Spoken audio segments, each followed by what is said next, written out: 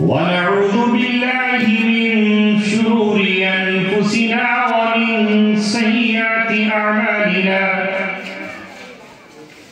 من يهده الله فلا مضل له ومن يضلله فلا هادي له ونشهد أن لا إله إلا الله وحده لا شريك له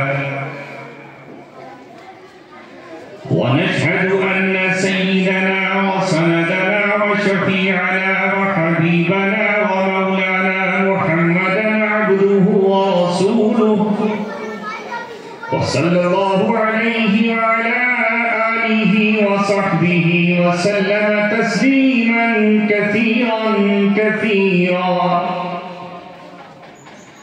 أما بعد قال الله تبارك وتعالى في كتابه الكريم إن الله لا يغير ما بقوم حتى يغيروا ما بأنفسهم صدق الله مولانا العلي العظيم. مسجد تو بنا لی شب بھر میں ایما کی حرارت والوں نے، مسجد تو بنا لی شب بھر میں ایما کی حرارت والوں نے، من اپنا پرانا پاپی ہے برسوں میں نمازی بن نہ سکا.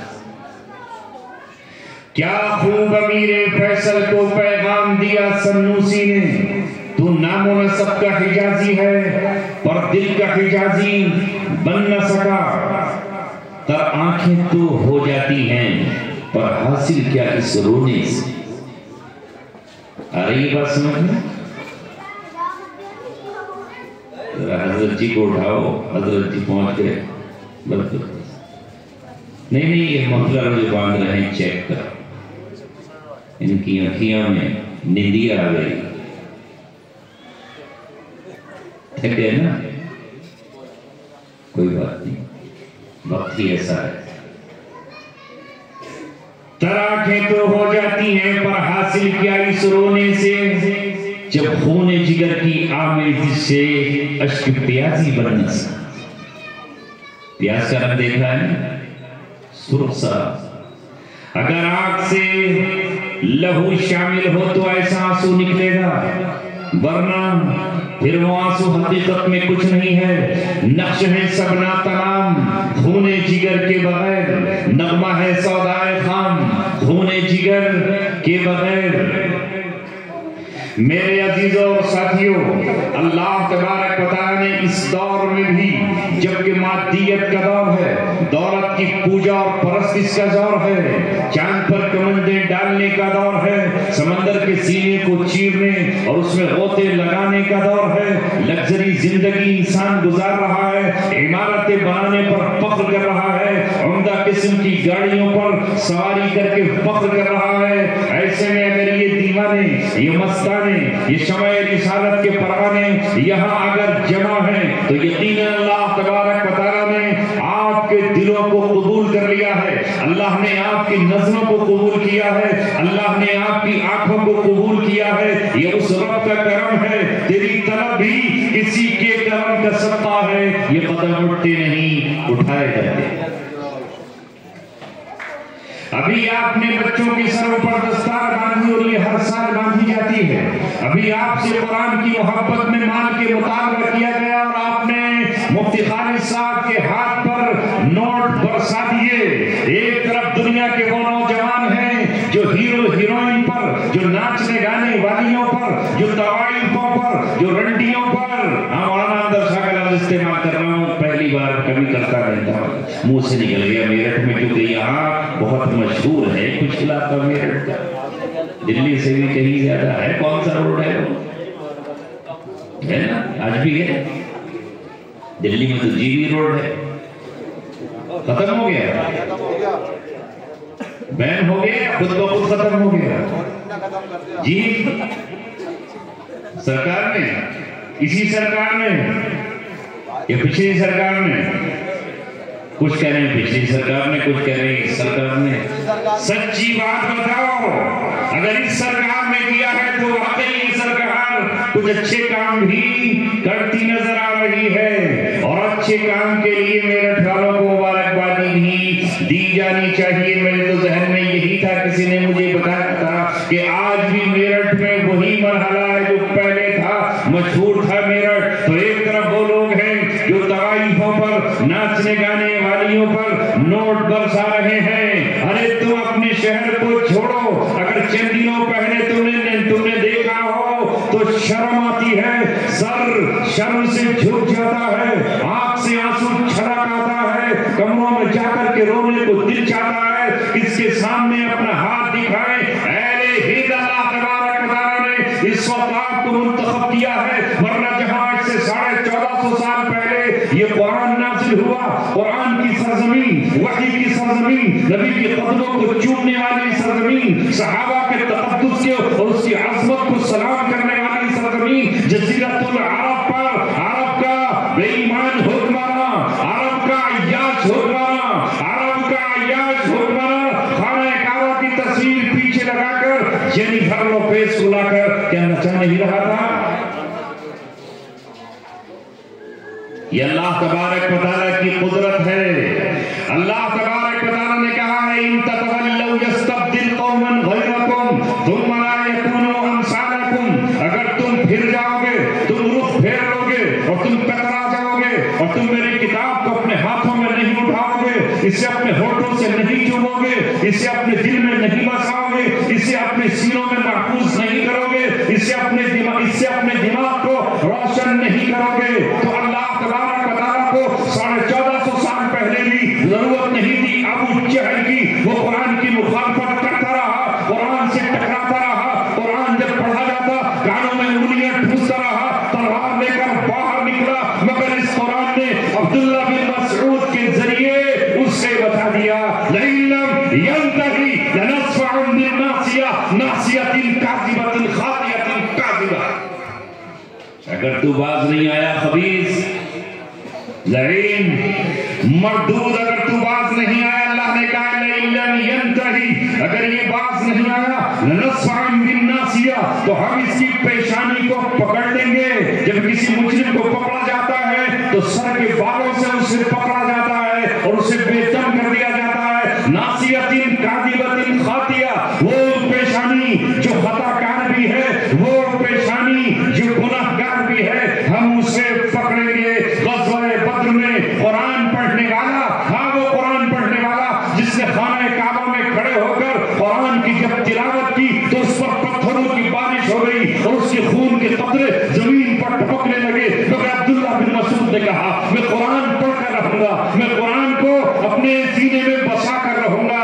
یہ قرآن بدر میں حضرت عبداللہ بن مسعود کو فاتح بناتا ہے۔ محبت اور معاد ابو جہل کو ادمرا چھوڑ دیتے ہیں اور عبداللہ بن مسعود اچھل کے اس کے سینے پر بیٹھ کر کہتے ہیں لَنَصْفَعًا بِالنَّاصِيَةِ کا نظارہ اپنی آنکھوں سے دیکھ لیں۔ اے خوش نصیبو، اللہ تبارک و تعالیٰ نے وہ زمین پر دو ہی گروہ کا ذکر کیا ہے۔ ایک گروہ اما الذین سعدوا ففی الجنہ، جو لوگ سعادت مند ہیں، جو لوگ خوش نصیب ہیں، جن کے نصیبہ جاگ اٹھا ہے، جن کا مقدر جاگ اٹھا ہے، وہ جنت میں ہوں گے۔ واما الذین شقوا ففی النار، اور جو بدبخت ہیں اور جو کم بخت ہیں اور جن کا نصیبہ برباد ہے اور جن کی تقدیر پھوٹ گئی ہے، وہ جہنم میں ہوں گے۔ فریق فی الجنہ و فریق فی السعیر، دنیا میں دو ہی گروہ ہیں، ایک گروہ جنت والا ہے اور دوسرا جہنم والا ہے۔ یہ قرآن اعلان کر رہا ہے لا یستوی اصحاب النار و اصحاب الجنہ، جنت والے اور دوزخ والے برابر نہیں ہو سکتے، برابر نہیں ہے۔ لا یستوی اصحاب النار و اصحاب الجنہ، اصحاب الجنتی هم الفائزون، جو جنت میں پہنچ گئے وہی کامیاب ہونے والے ہیں۔ تم سمجھتے ہو وہ کامیاب ہے جن کی کاؤنٹنگ آ رہی ہے؟ یہ سمجھتے ہو جن کی کاؤنٹنگ آ رہی ہے وہ کامیاب ہو گئے، اور جو آج کاؤنٹنگ میں ہار رہے وہ ناکام ہو گئے۔ یہ کوئی ناکامی اور کوئی کامیابی نہیں ہے. اصل مسئلہ یہ ہے وَمَنْ زُحْزِحَ عَنِ النَّارِ وَأُدْخِلَ الْجَنَّةَ فَقَدْ فَازَ. جو اس دن جہنم سے بچا لیا گیا اور جنت میں داخل کر دیا گیا وہ کامیاب ہے. وہ ہے کامیاب جو اس دن دوزخ سے بچا لیا جائے اور جنت میں داخل کر دیا جائے وہ کامیاب ہے. ربنا اے ہمارے رب جسے آپ نے من تدخل النار فقد اخزیتہ جسے آپ نے دوزخ میں ڈال دیا اسے رسوا ہی کر ڈالا اور آپ نے اسے ذلیل کر دیا. آج اپنی خوش نصیبی پر گھر جا کر سجدہ شکر ادا کرنا. ابھی بھی نہ جانے کتنے نوجوان ہوں گے جو نائٹ کلب میں بیٹھے ہوں گے, نہ جانے کتنے نوجوان ہوں گے جن کے ہاتھوں میں موبائل ہوں گے اور وہ رنگین مناظر دیکھ رہے ہوں گے, آنکھوں سے گناہ کر رہے ہوں گے اور دل کو گناہگار بنا رہے ہوں گے. ایسے میں اللہ تبارک و تعالیٰ نے ہر سال آپ کو ان معصوموں کی خاطر یہاں بلایا ہے. اللہ تبارک و تعالیٰ چاہتا ہے کہ تم اللہ تبارک و تعالیٰ کی کتاب سے جڑ جاؤ. اللہ تبارک و تعالیٰ کو کسی کی پرواہ نہیں ہے. میں نے پرسوں ایک مقام پر کہا تھا اور اہل میرا آج آپ سے پھر کہہ رہا ہوں, اللہ تبارک و تعالیٰ عربوں کا محتاج نہیں ہے. اللہ تبارک و تعالیٰ سرزمین عرب کا محتاج نہیں ہے. اگر عرب اللہ تبارک و تعالیٰ کی بات نہیں سنیں گے تو اللہ تبارک و تعالیٰ عجمیوں کو قبول فرما لے گا. ابو جہل قرآن کی مخالفت پر آیا, ابو لہب قرآن کی مخالفت آیا تو اللہ تبارک و تعالیٰ نے حضرت بلال رضی اللہ تعالیٰ عنہ کو قرآن کے لیے منتخب فرما لیا. ابو جہل مارا گیا, ابو لہب سڑا کر کے خاک کر دیا گیا اور ابو لہب کو ذلت آمیز موت ہوئی کہ اس کے بیٹوں نے بھی اس کو دفن نہیں کیا. یہاں تک کہ کچھ حبشی غلام لائے گئے, انہوں نے ڈنڈوں سے ڈھکیل کر اور پتھر ڈال کر کے اسے دفن کیا. اس لیے آج اللہ رب العزت نے پھر دوبارہ سے وہی منظر دکھایا ہے اور قرآن اعلان کر رہا ہے, اے عربو تمہارے پاس دولت ہے, اے عربو تمہارے پاس سونا ہے, اے عربو تمہارے پاس چاندی ہے, اے عربو تمہارے پہاڑوں میں سونے کے پہاڑ موجود ہیں, تمہارے پاس پیٹرول ہے, تمہارے پاس دولت ہے, تم عمارت بنانے میں لگو, تم ناچنے والوں کو نچاؤ, تم اپنی دولت اور پیسہ زناکاروں پر لٹاؤ, عیاشیوں پر لٹاؤ. ہم ہند کی سرزمین پر کسی رکشہ کالر کے بیٹے کو قبول کریں گے, ہم ہند کی سرزمین پر کسی پھل لگانے والے ٹھیلے والے کے بچے کو قبول کر لیں گے, ہم سرزمین ہند پر کسی جھونپڑی میں پیدا ہونے والے کسی بچے کو قبول کریں گے. یہ تمہارے سامنے یہ گناہگار بیٹھا ہے جو اللہ تبارک و تعالیٰ کے کلام کی تشریح و تفسیر تمہارے آج مدرسے میں بھی سنا رہا ہے اور جس سے جیل کی سلاخوں میں, جیل کی تنہائیوں میں بھی اس قرآن کو نوجوانوں کو پڑھایا ہے, بچوں کو پڑھایا ہے, کرمنلوں کو سکھایا ہے. بہت سے نوجوانوں کے ہاتھ سے جو جیل کی سلاخوں میں تھے ان کے ہاتھوں سے جان توڑوائے ہیں اور شراب سے توبہ کرائی ہے, اسمیک سے انہیں باز رکھا ہے, قتل کرنے والوں کو قتل کی وعیدیں سنائی ہیں اور آخرت کی جنت کی انہیں جنت کی وعیدیں نہیں بلکہ ان سے وعدے سامنے رکھے ہیں. تو انہوں نے اپنی تلواریں پھینک کر, اپنے خنجر پھینک کر, اپنے پسٹل اور تمنچے پھینک کر ایک دوسرے کے گلے میں ہاتھ ڈال کر کے اپنے آپ کو بھائی بھائی کی شکل میں پیش کیا. اور نہیں جانتے آپ میرا بچپن, میں اپنے گاؤں میں کوئی شہزادوں میں پیدا نہیں ہوا, میرے اپنے گاؤں میں خاندان ٹھیکیداروں کا بھی, خاندان چودھریوں کا بھی, خاندان نمبرداروں کا بھی, خاندان پردھانوں کا بھی. میرا گھر جس میں میں رہا کرتا تھا چھپر کا تھا. باپ کے پاس اتنے پیسے بھی نہیں تھے کہ وہ گھر پر دروازہ لگا لیتا, گھر کے ہر دیواری بھی کر لیتا. جب اس کی بیٹیاں جوان ہوئیں تو میرے باپ نے اپنی بیٹیوں کی آبرو بچانے کے لیے اور ان کو پردے میں رکھنے کے لیے اسے اینٹ میسر نہیں تھی, اسے مٹی میسر نہیں تھی, تو وہ کھیت میں جو دھان کے پولے ہوتے ہیں ان پولوں سے چہر دیواری کیا کرتا تھا. گنے کی جو پتی ہوتی ہے اس گنے کی پتی کو چہر دیواری بنا کر کے بہنوں کا پردہ کیا کرتا تھا. میرا وہ باپ تھا کہ جو اپنے چھپروں کے زندگی میں گزارتا تھا اور ماں کو میں اپنی بھڑکتے ہوئے دیکھتا تھا, تڑپتے ہوئے دیکھتا تھا, روتے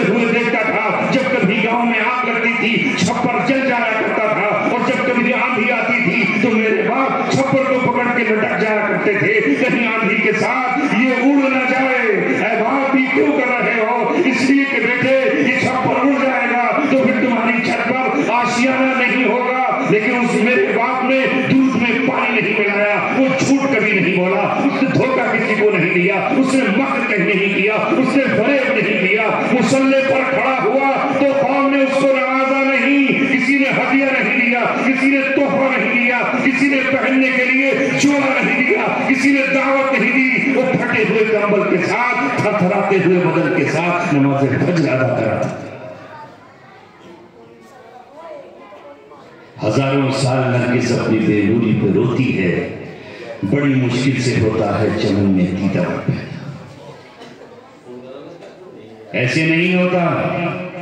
ماں بار بار دعا کرتی تھی, میں بچہ تھا, اے میرے رب, اے ہمیں بھی پیدا کرنے والے, برابر میں پکے مکان ہیں, ان کی پکی چھتی ہیں, ان کے پکے لنٹر ہیں, ان کی کھپریلیں ہیں, ہمارے چھپر کے پھوس کب تک رہیں گے؟ میرے بچوں کے لیے ایک کمرہ تو ہمیں پکا دے دیجئے. جب پانی پڑتا ہے تو چھت ٹپکنے لگتی ہے, الٹیاں ٹپکنے لگتی ہیں, کبھی چارپائی ادھر لے کر جاتے اور کبھی چارپائی ادھر لے کر جاتے, کبھی وہ یہاں سے ٹپک جاتا, کبھی وہاں سے ٹپک جاتا. میں نے ماں کو روتے ہوئے دیکھا, چھولیاں پھیلاتے ہوئے دیکھا, اس میں پٹ پٹ آنسو کو گرتے ہوئے دیکھا. وہ کہتی تھی, اے میرے والا, میرے بچوں کے لیے ایک چھت تو دے دیجیے, کچھ اینٹیں تو دے دیجیے, کچھ تو کمائی کر کے دے دیجیے. آج میرے دوستوں عزیزوں, رشتے دار مالدار تھے, رشتے داروں کے پاس دولت تھی, سرمایہ تھا, مگر آج کی طرح اس وقت بھی کون ہے جو غریبوں کی فریاد سنے؟ کون ہے جو مالداروں کی فریاد سنے؟ مالدار اپنے دروازے بند کر لیتا ہے, کہیں یہ قرض مانگنے نہ گیا. غریبوں کا درد وہی جانتا ہے جس نے کبھی غریبی کے کڑوا پھوٹ کیا. جن کے آنگن میں امیری کا شجر لگتا ہے, ان کا ہر عیب زمانے کو ہنر لگتا ہے. پھر وہ وقت بھی آیا کہ دعائیں قبول ہوئی اور چھت پڑ گئی, مگر اللہ تبارک و تعالی نے اسی جھونپڑی سے, اسی کچرے کے ڈھیر پر, اسی جگہ سے جس کو لوگ ویران سمجھتے تھے اور یہ سمجھتے تھے کہ یہ ایک غریب امام کا گھر ہے, اللہ تبارک و تعالی نے اس بندے کو قبول فرمایا. اور اللہ تبارک و تعالی کھیت کھلیانوں سے مجھے اٹھا کر اسکول کی طرف لے گیا, جہاں میں نے عصری اور دنیاوی تعلیم حاصل کی, ٹوپی کے ساتھ, کپڑوں کے ساتھ, اور اسی نماز کے ساتھ, ظہر کی نماز کی ادائیگی کے ساتھ. جہاں شہری بچے ٹیوشن پڑھا کرتے تھے, اچھے اچھے استادوں سے وہ ٹیوشن پڑھتے تھے, ہمارے پاس تو فیس جمع کرنے تک کے پیسے نہیں تھے. لیکن جب رزلٹ آتا ہے اور جب نتیجہ امتحان کا آتا ہے تو سر پر لگی ہوئی ٹوپی والا یہ بچہ, جس سے کوئی ملا جی کہتا ہے, جس سے کوئی حافظ جی کہہ کر پکارتا ہے, جب انعامات کا اعلان ہوتا ہے اور جب رزلٹ آؤٹ ہوتا ہے تو وہاں پر اعلان ہوتا ہے کہ یہ لڑکا first division and first position. تو سب دیکھتے رہ جاتے ہیں کہ کرتے پجامے والا, پینٹ اور شرٹ والوں کو پیچھے, یہ گاؤں کا دیہاتی جوان, یہ ہم سے آگے نکل گیا. اللہ تبارک و تعالیٰ جس پر نظر کرم ڈال دے, اللہ رب العزت جس پر محبت کی نظر ڈال دے, اللہ تبارک و تعالیٰ جس پر انتخاب کی نظر ڈال دے, پھر اللہ نے اس قابل بنایا کہ قرآن پڑھتے رہے, اس کا ترجمہ سناتے رہے. اس اب جا کر کے یاد آتا ہے کہ اللہ کے رسول صلی اللہ علیہ وسلم کو اللہ رب العزت نے کہا, اللہ تبارک و تعالیٰ نے کہا, وَاصْبِرْ نَفْسَكَ مَعَ الَّذِينَ يَدْعُونَ رَبَّهُمْ بِالْغَدَاةِ وَالْعَشِيِّ يُرِيدُونَ وَجْهَهُ. آپ اپنے آپ کو جمع کر رکھیے, اپنے آپ کو بٹھا کر رکھیے ان کے ساتھ جو اپنے رب کو پکارتے ہیں صبح اور شام, جو اپنے رب کو یاد کرتے ہیں صبح اور شام. یریدون وجہ, اللہ تبارک و تعالیٰ کی رضا چاہتے ہیں, کوئی اور ان کا مقصد نہیں ہے. اور اللہ رب العزت نے کہا وَلَا تَعْدُ عَيْنَاكَ, اور آپ کی نظریں ان سے آگے نہ بڑھ جائیں. تُرِيدُ زِينَةَ الْحَيَاةِ الدُّنْيَا, کہ آپ دنیاوی زینت کو حاصل کرنے کا ارادہ کرنے لگے. محمد عربی کو کہا گیا جن کے کپڑے پھٹے ہوئے ہیں, جن کی چادریں میلی ہیں, جن کے بدن پر پیبند لگے ہوئے ہیں, جن کے پیروں کی جوتیاں چکسی ہوئی ہیں, جو ننگے پیر ہیں, آپ کو ان کے پاس بیٹھنا ہے. چھوڑو ان امیر زادوں کو, امیر زادوں کے پاس آپ کو نہیں بیٹھنا ہے, نہیں بیٹھنا ہے, ان کے ساتھ بیٹھنا ہے. وَلَا تُطِعْ مَنْ أَغْفَلْنَا قَلْبَهُ عَنْ ذِكْرِنَا وَاتَّبَعَ هَوَاهُ وَكَانَ أَمْرُهُ فُرُطًا۔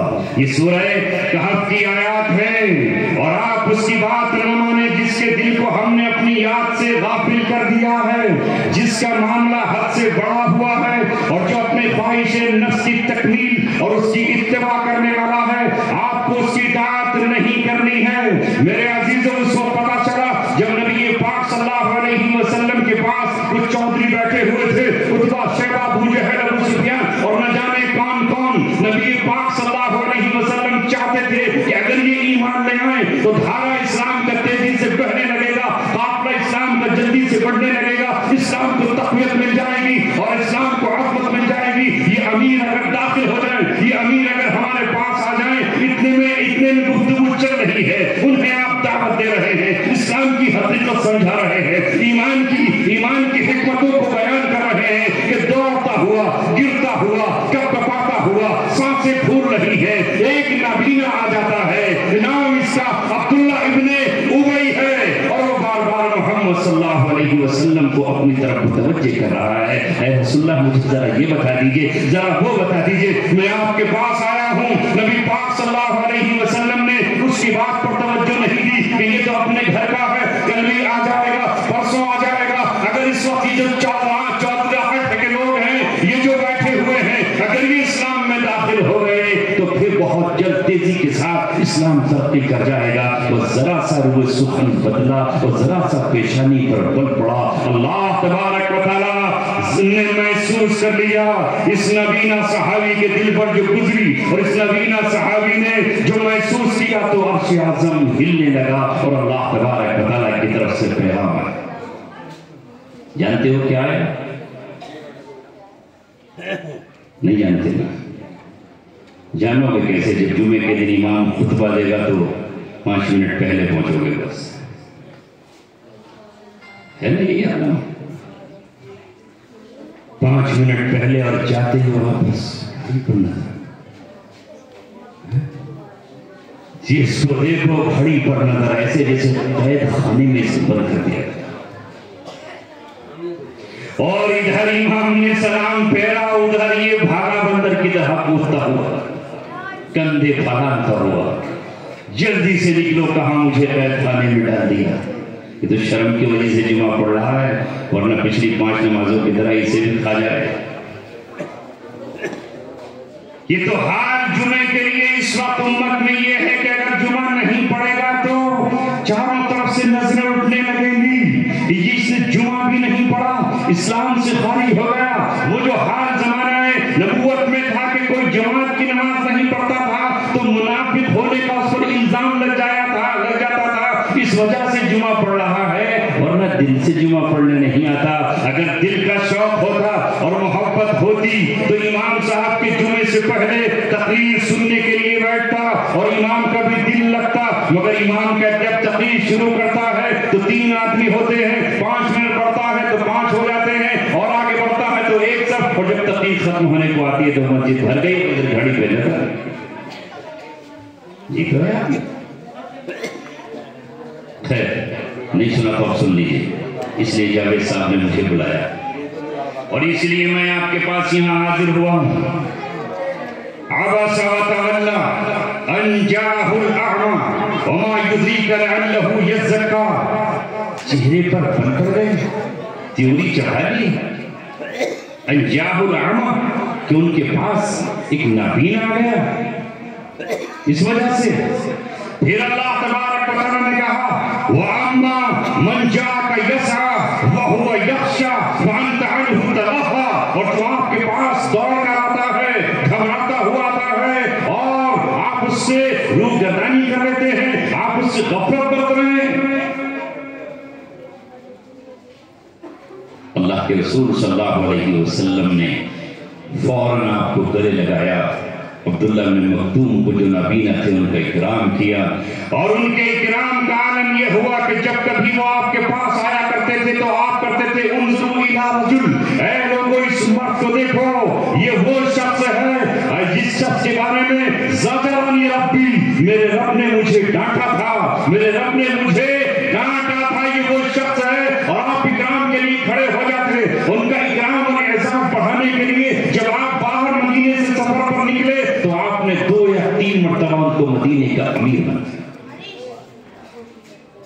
اے دوستوں اور ساتھیوں، آج ہم سب کا بھی یہی تو رویہ ہے، کوئی غریب آ جائے تو مسافر کے لیے پورا ہاتھ بھی نہیں دیتے، اور اگر کوئی امیر آ جائے تو دبا کر ہاتھ اس سے مسافہ، یہ بھی وہ بھی۔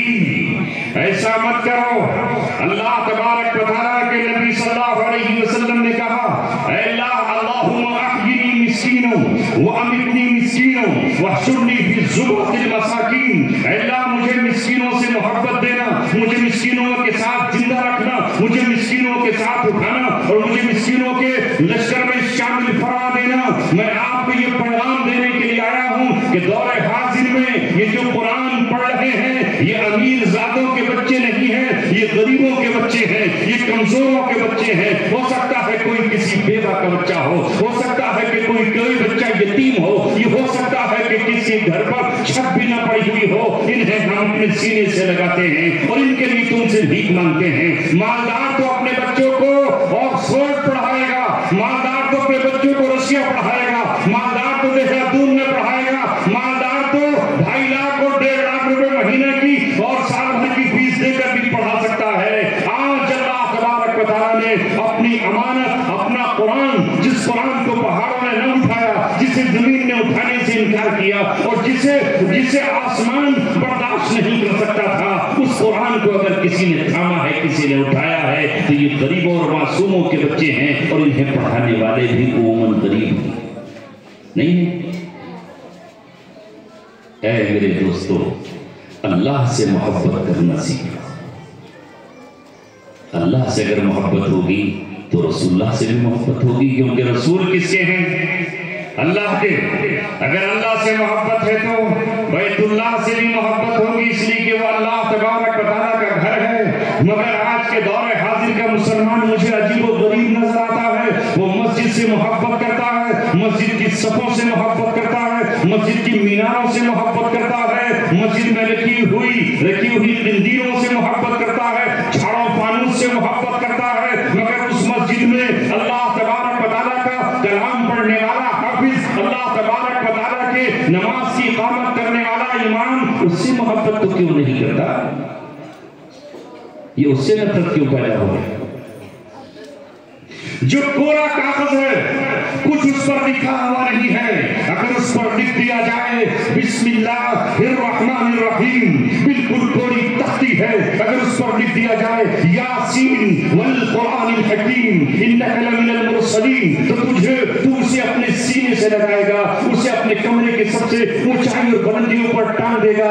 لہذا وہ ورق جو کل تک سادہ تھا، اس پر قرآن لکھا گیا تو وہ تیرے آنکھوں کا نور اور دل کا سرور بن گیا، وہ تیرے سر کا تاج بن گیا۔ لہذا وہ کپڑا جس پر قرآن کی کوئی آیت لکھ دی گئی، اسے تو کتنی خوبصورتی کے ساتھ اپنے گھر میں لگاتا ہے تاکہ اس سے برکت ہو جائے گی، اس سے رحمت آئے گی، اس سے فرشتے آئیں گے۔ مگر تیری سمجھ میں اے نادان یہ بات کیوں نہیں آتی کہ یہ بچہ جو کل تک جس کے تختی کورے کاغذ کی طرح تھی، جس کا دماغ کوری اسکرین کی طرح تھا، مگر جب یہ مولانا جاوید کے مدرسے میں آیا تو یہاں آ کر اس نے ایک آیت نہیں لکھی، 2 آیتیں نہیں لکھی، 6666 آیتیں اپنے دماغ میں لکھ ڈالی، اور جب چاہو سن لو، اس نے قرآن کریم کی 114 سورتیں لکھ لی، اس نے 540 رکوع لکھ لیے، مگر ہم کہتے ہیں کہ نہیں، اس کا احترام نہیں کرنا، اسے حافظ جی کہہ کے بولو۔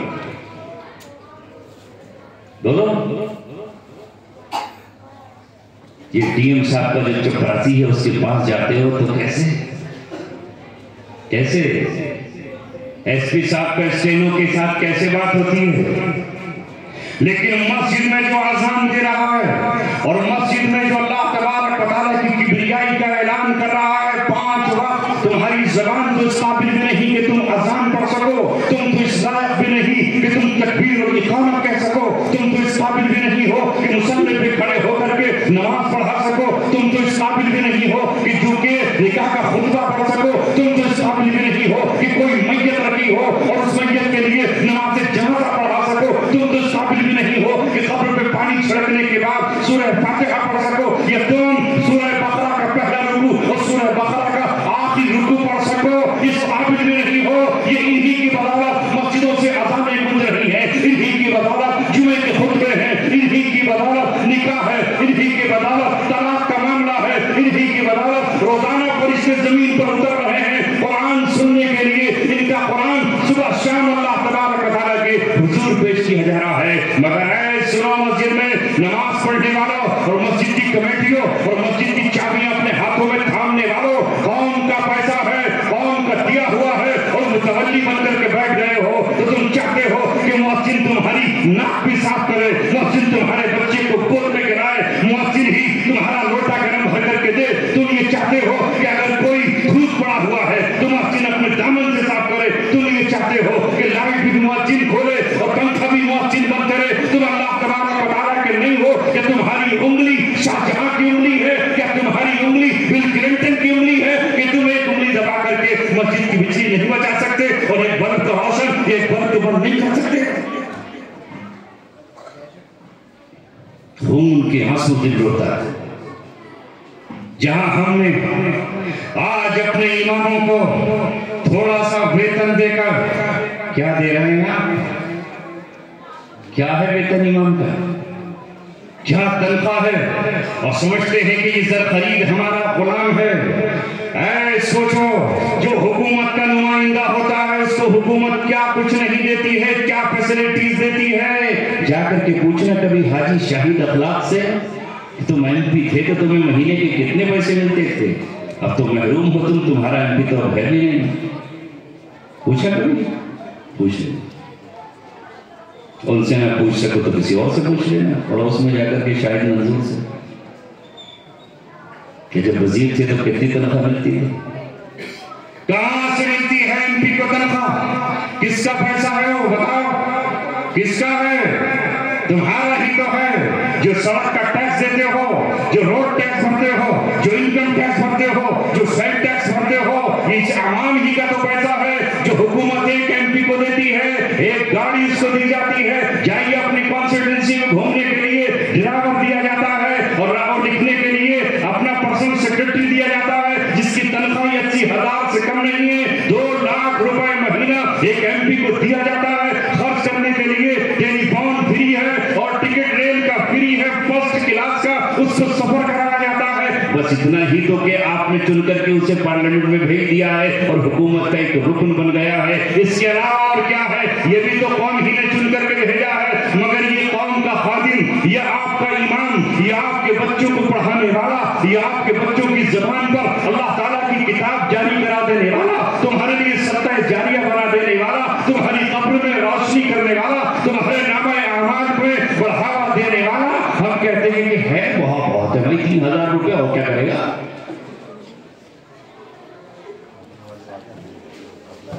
ہم نے قدر کھوئی ہے۔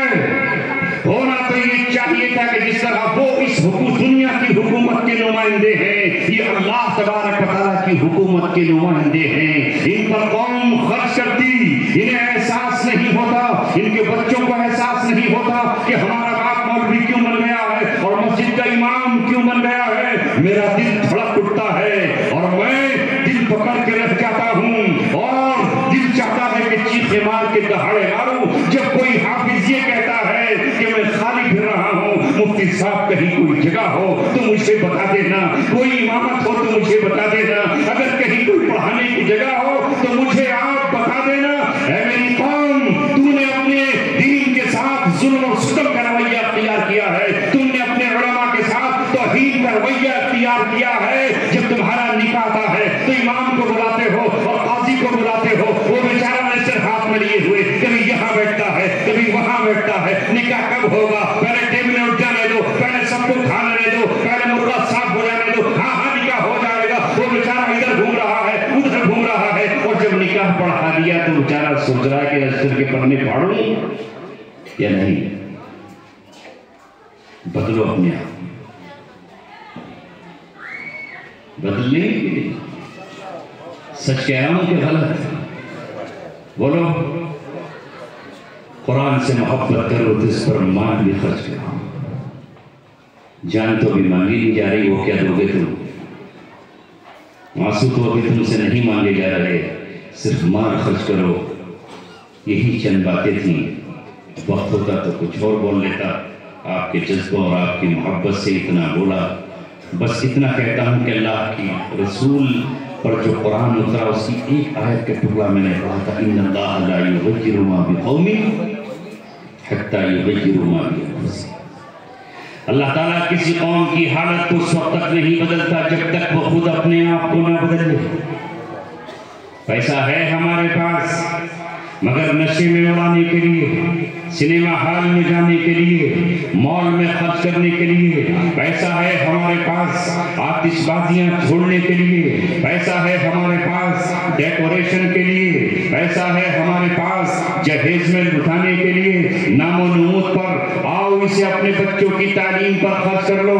تمہارے پاس نہ دین ہے، نہ تمہارے پاس دنیا ہے، نہ تمہارے پاس اچھے ڈاکٹر ہیں، نہ تمہارے پاس اچھے وکیل ہیں، نہ تمہارے پاس اچھے جج ہیں، نہ تمہارا کوئی ایس ڈی ایم ہے، نہ تمہارے پاس ڈی ایم ہے، نہ تمہارے آئی اے ایس ہے، نہ تمہارے آئی پی ایس ہے. تم نے 50-60 سالوں میں اپنے آپ کو اس مقام پر پہنچا دیا ہے کہ دلت قوم تم پر مسکرا رہی ہے. تمہاری حیثیت دلتوں سے بدتر ہو گئی ہے اس لیے کہ ہم نے اللہ کی دی ہوئی نعمتوں کا اکرام نہیں کیا، اعزاز نہیں کیا. ماں نے قابل بچے جنے مگر ہم نے ان کے ہاتھوں میں قلم نہیں دیا، خنجر ان کے ہاتھوں میں تھما دیے. ہم نے ان کے ہاتھوں میں کاپی نہیں دی، ہم نے ان کے ہاتھوں میں اسلیٹ کی پڑیاں تھما دی. یہ کون ہے اسلیٹ بیچنے والا؟ یہ بیچنے والا مسلمان ہے، یہ خریدنے والا مسلمان ہے، یہ پینے والا مسلمان ہے، یہ پلانے والا مسلمان ہے. ہم نے اپنی قوم کو کنگال بنا کر رکھ دیا. ماں کے پاس خرچ کرنے کے لیے پیسہ نہیں ہے تو کیا کمپنیز نہیں آ رہی ہیں؟ کیا بندھن اور نہ جانے کس نام سے آج ہماری بیٹیوں اور ہماری ماں کو سود پر قرض پر سود نہیں دیا جا رہا، شوہروں کو ملنے نہیں دیا جاتا، ان کا موبائل نمبر لیا جاتا ہے، آدھار کارڈ دیا جاتا ہے اور پھر اس کے آڑ میں ان کی عصمت اور آبرو کو پامال نہیں کیا جا رہا. بولو وہ کر سکتے تم نہیں کر سکتے، وہ کر سکتے تم نہیں کر سکتے. تمہارے پاس تو اسلامی بینک کیوں نہیں ہے جہاں ہم جیسا کوئی غریب آدمی پہنچتا اور یہ کہتا کہ ہمیں اپنے بچے کی 1.5 لاکھ روپے فیس بھرنی ہے لیکن میں بینک سے سود نہیں لے سکتا، میں عزت دار آدمی ہوں، سڑک پہ بیٹھ کر کے جھولی بنا کر کے میں بھیک نہیں مانگ سکتا. ہے کوئی تمہارا ادارہ جو مجھے 1.5 لاکھ روپے دے دے؟ میں اپنی زمین کے پیپر رکھ دوں گا، میں اپنے بچے کی ڈگری وہاں پر رکھ دوں گا. ہے کوئی جو مجھے دے بغیر سود کے دے؟ کوئی ادارہ ہمارے پاس نہیں ہے، نہ کوئی سوسائٹی ہے، نہ کوئی تنظیم ہے. اس کے بعد باتیں بناتے پھرتے ہیں کہ یہ ہو کیا رہا ہے، لڑکیاں سود لے رہی ہیں، عورتیں ہماری سود لے رہی ہیں، یہ ہمارے گھروں میں گھس گئے. وہ کیوں گھس گئے تمہارے گھروں میں؟ تمہارے دروازے تمہارے لیے کیوں بند ہو گئے؟ ان کے پاس پیسہ کہاں سے آیا؟ پیسہ تمہارے پاس بھی ہے مگر تمہارا پیسہ نمو نمود پر اڑ رہا ہے. جب تمہارے کسی بچے کی شادی ہوتی ہے تو ہیلی کاپٹر سے اس پر خوشبو برسائی جاتی ہے، اکرام کیا جاتا ہے کسی نیتا کا، اکرام کیا جاتا ہے کسی راج نیتا کا، اکرام کیا جاتا ہے کسی مال اور دولت والے کا. اگر کوئی غریب پہنچ جائے تو کہتے ہیں ہم قلاش ہیں، ہم فقیر ہیں. اس لیے اللہ تبارک و تعالیٰ نے تمہیں بتا دیا ہے کہ جس سیاست پر تم ناز کیا کرتے تھے وہ دفن ہو گئی ہے. اب کاش سے گدائی لے کر کے پھرتے ہیں میر خوار کوئی پوچھتا نہیں. ان اداروں کو محبت کی نظر سے دیکھو. اور اے نوجوانوں کچھ فرق کرنا بھی سیکھو. میں بات کہہ کے اپنی بات ختم کرتا. زکوٰۃ تو ہے ہی اپنی جگہ. کیا آپ اپنی کمائی میں سے 10 روپے غریبوں اور مسکینوں کے لیے نکال نہیں سکتے؟ 100 روپے میں 10 روپے نکالنے کا اب ارادہ کر لو یہاں آج رات کے آخری حصے میں کہ اللہ اگر مجھے 100 روپے کا نفع دے گا، مجھے کہیں سے 100 روپے ملیں گے، مجھے کہیں سے 100 روپے کا انعام آئے گا. اے میرے مولا یہ 100 تیرے ہی دیے ہوئے ہیں، 90 میں اپنے پاس رکھوں گا، 10 اٹھا کر کے میں اپنے بھائی کو دے دوں گا، اپنی غریب بہن کو دے دوں گا، اپنی غریب پھوپھی کو دے دوں گا، اپنے غریب ماموں کو دے دوں گا، اپنے پڑوسی کو دے دوں گا، کسی غریب بچے کو دے دوں گا، کسی غریب مؤذن کو دے دوں گا، کسی غریب امام کو دے دوں گا، کسی کا آپریشن ہوگا وہاں دے دوں گا، کسی کی چھت نہیں پڑی ہوگی تو میں چھت ڈلوا دوں گا، کسی کا دروازہ ٹوٹا ہوا ہوگا اور آبرو اور اسی پہ پٹکی ہو رہی ہوگی تو میں اس کا دروازہ لگا دوں گا. میں کہنا چاہتا ہوں پوری زندگی کھانے پینے پر خرچ مت کرو، اس پر مت کرو،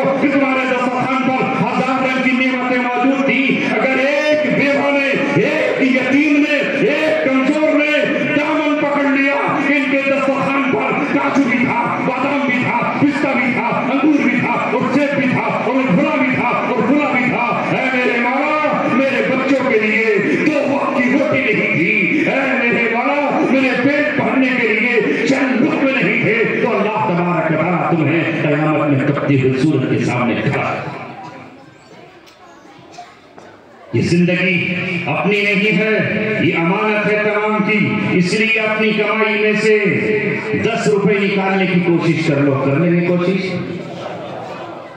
یا بس ویسے ہی انشاءاللہ کہیں گے اللہ چاہے گا تو کریں گے؟ ہاتھ نہیں اٹھوا رہا ہم، ارادہ کر لیں گے؟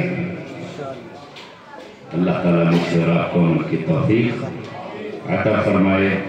وقت بہت ہو گیا، ایک کے بجائے 2 بجنے والے ہیں، وَمَا عَلَيْنَا إِلَّا الْبَلَاغُ۔